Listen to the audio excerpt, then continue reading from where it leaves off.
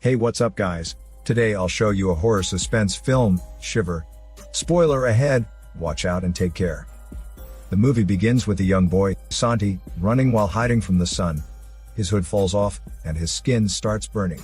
He suddenly bursts into flames. Santi wakes up from the nightmare. His mother tells him that it is almost nighttime. Santi soon heads out. He runs into some bullies who hold him up against a light, triggering his allergy. Santi's friends arrive, and the bullies release him. Santi and his friend, Leo, play inside the arcade, where Santi sees his gambling-addicted father at the slot machines. At the hospital, Santi's mother discovers that Santi's sunlight allergy is progressing. The doctor advises that they move to Lapland, a region where the sun rarely shines, to prevent further progression. Meanwhile, Santi's sores are treated by a pretty nurse. They are flirting, and the nurse collects a sample of his blood. On their way home, Santi and his mother argue about moving to Lapland.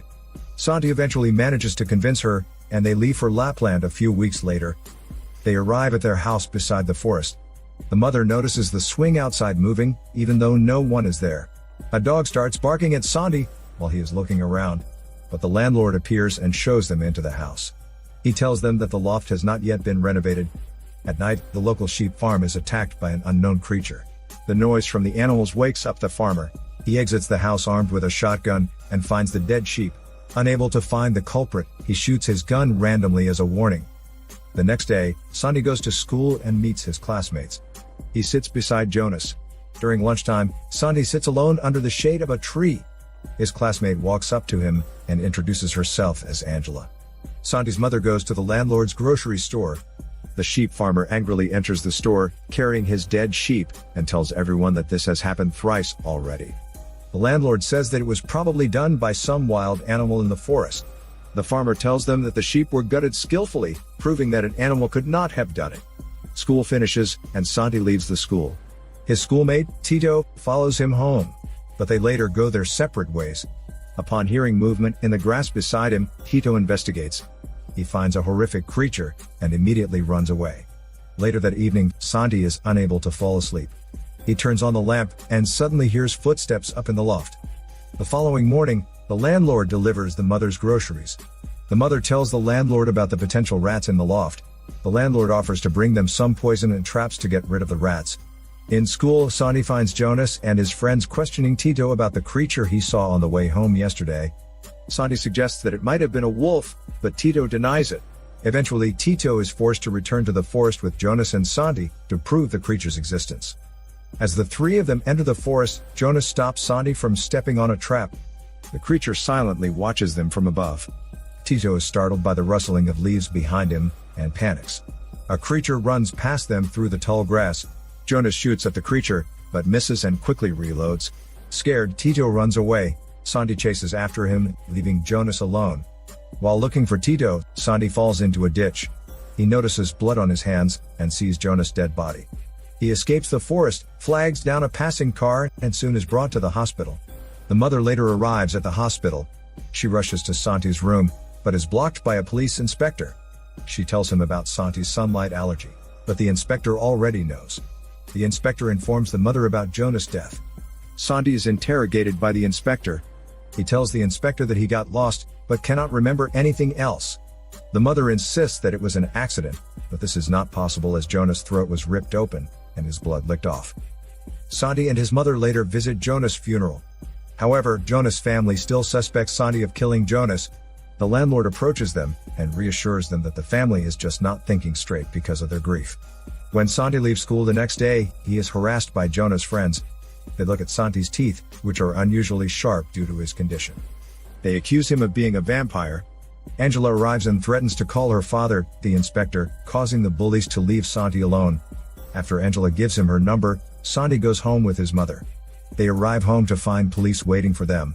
After the police collect a sample of Santi's DNA, the inspector tells him that Angela has told him a lot about him. At night, a mysterious figure stands outside Santi's house. Santi finds a piece of paper and an old photo of a girl under his bed. He finds an old frame belonging to the house's previous owners that fit the picture perfectly. The following day, Angela approaches Santi. She asks him why he is not called, and he tells her that he is a suspect in a murder case. Santi suddenly gets hit with a soccer ball. He kicks the ball back too strongly, and it lands in the forest, where the creature is lying in wait. He is ordered to retrieve it, and enters the forest. Santi finds the ball, but cannot get it due to the sunlight. He shouts at the other kids to get the ball, but it is snatched away from behind him. The bullies tell Santi to bring money tomorrow to replace the ball, or else they will beat him up. Later, Santi leaves the schools, and hears steps following him and hurries. Suddenly, the soccer ball from earlier is thrown at him. He runs away, while the creature continues to stalk him. He runs into the old farmer, who suspects Santi of killing Jonas. The farmer holds Santi at gunpoint, and forces him to lead him to where he saw the creature. Out of nowhere, the creature attacks the farmer, and cuts his ankles. Santi turns around, and finds the creature eating the farmer. Using the flashlight, he gets a good look at the creature. However, he is surprised to find that the creature is actually the girl from the picture under his bed. Santi runs home, and sees his father there, but he immediately passes out. At hospital, Santi is questioned again by the inspector. Santi tells the inspector that he saw the creature, but cannot remember any details due to having panicked on the spot. After returning home from the hospital, Santi chats with his friend online. Suddenly, a rock is thrown through Santi's window. They tape up the window, but Santi is still in shock. Later that night, Santi wakes up from his sleep. The bedroom door opens, and the creature enters his room. It bares its fangs at Santi, but he wakes up, realizing that it was only a nightmare. He looks at the picture of the young girl, and notices that his taped-up window has been ripped open. His pet gecko has also disappeared. The next day, at the police station, Santi identifies the girl in the picture as the creature. The inspector recognizes her as Erica, an old resident that left for Germany long ago. He remains unconvinced of Santi's innocence. While Santi searches for information on Erica, the wind blows his window open. The thunder flashes, and reveals Erica hiding in the grass outside. Santi hurriedly locks the doors, and barricades the windows. He grabs a knife for protection, and waits in the living room. The lights start flickering, and Santi hears the door rattling. It quickly stops, and Santi is able to fall asleep on the couch. While Santi is asleep, Erica enters the house and approaches him. He wakes up, and sees her through the mirror. A loud noise startles the creature, and Santi pretends to be asleep. Upon seeing Santi asleep, Erica leaves him alone, and picks up the knife from the floor. The phone suddenly rings, startling both of them. Santi runs away, and locks himself inside another room. Santi leaves the room, and sneaks around the house. He finds the knife by the front door, and picks it up. He panics when someone suddenly grabs him, but it is only Leo who has come to visit. After searching up Erica online, the two find out that she is a feral child, a child that was raised by wild animals, and had no contact with humans growing up. They guess that Erica had gotten lost in an African forest, and was separated from her parents. Shortly after, they look through the loft, and find the name of a charity hospital on the tag of Erica's old clothes. Santi's parents arrive, and they pretend to sleep. The next morning, Santi and his two friends visit the hospital. Leo pretends to be a handyman to enter the hospital, but fails. They instead climb up a tree to get over the walls. Angela injures her leg and screams, leading to them getting caught. They are brought inside, and Angela's wound is treated by a nun.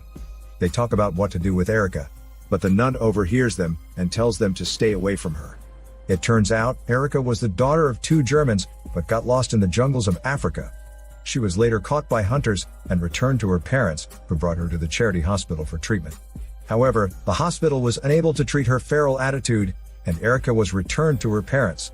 The nun shows them the wound on her ankle that Erica caused.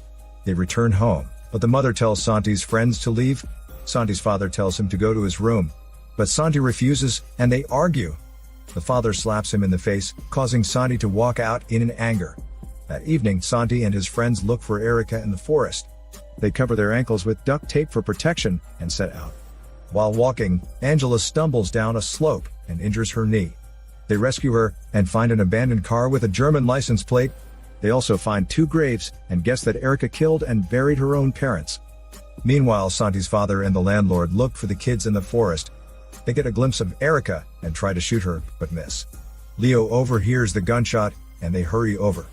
While running, Santi's leg gets caught in a trap. Erica stabs the father's leg with a wooden spike. She drops a rock on his leg, causing him to pass out. Angela tries to free Santi's leg, but he is in too much pain. Leo leaves to call for help. While catching his breath, he hears noises behind him.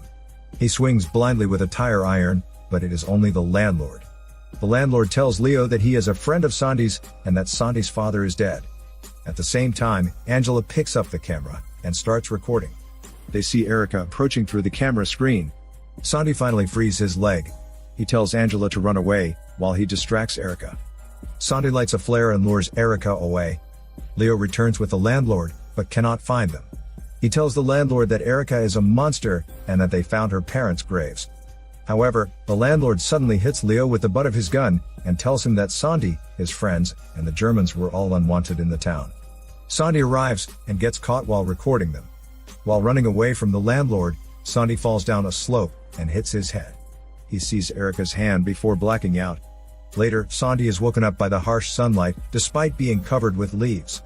He runs through the sunlight, and climbs in through the window to his home. He wakes his mother up, and discovers that his father died, and that the landlord is trying to blame him. Santi tells her that the landlord tried to kill Leo, but Leo is in a coma and cannot confirm this. They visit the landlord's father. The mother asks him about the Germans, while Santi sneaks into the basement. Santi finds a bed with leather restraints, and a cabinet filled with girls' clothes. Suddenly, the landlord returns, and forces the mother out of the house. He notices that the passenger seat is empty, and returns to the house to look for Santi. Santi hides under a bed, but gets caught. He pepper sprays the landlord, and escapes by jumping out of a window. The landlord shoots at him, but misses. Santi hides from the other townspeople, who are also looking for him. The mother goes to the police station, but the inspector is not there. She finally manages to radio the inspector, and tell him that the townspeople are going to kill Santi. The inspector leaves after investigating the Germans' abandoned car in the forest, which was discovered thanks to Angela's help. Santi returns home and locks the door. But the townspeople forcibly enter the house. He hides in the loft, and finds his missing pet gecko. Unfortunately, the landlord finds Santi.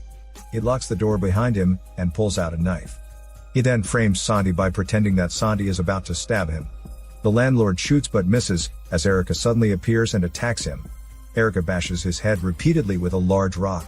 The other men enter the loft, and see Erica killing the landlord. Erica runs to Santi, and cowers in his arms. Before the other men can shoot, the inspector and Santi's mother arrive and stop them. The next day, the landlord's father is interrogated by the police. He tells them that his son was attracted to Erica's mother, and tried to rape her. When she resisted, he hit her, but accidentally killed her. After Erica and her father had discovered the crime, the landlord shot Erica's father dead in front of her. This proves that Leo's hypothesis that Erica killed her parents was false, and that the story about the German family returning to Germany was only a lie created by the landlord. Instead of killing Erica, the landlord's mother volunteered to take care of her. However, Erica's feral instincts returned, and she killed the mother later. After that, she escaped into the woods and lived there. A few weeks later, Leo wakes up from his coma, and gets ready to return to the city. The mother asks Santi if he wants to leave as well, but the inspector and Angela arrive, and Santi is reminded that he has a new life now. Meanwhile, Erica is brought to a mental facility. She watches the geckos in their enclosure, but they are quickly wheeled out of the room. It is revealed that Erica stole a sharp rock from the gecko enclosure. She screams a blood-curdling scream, signaling the start of another killing rampage. This is Daniel CC Movie Channel. Stay safe and enjoy your day.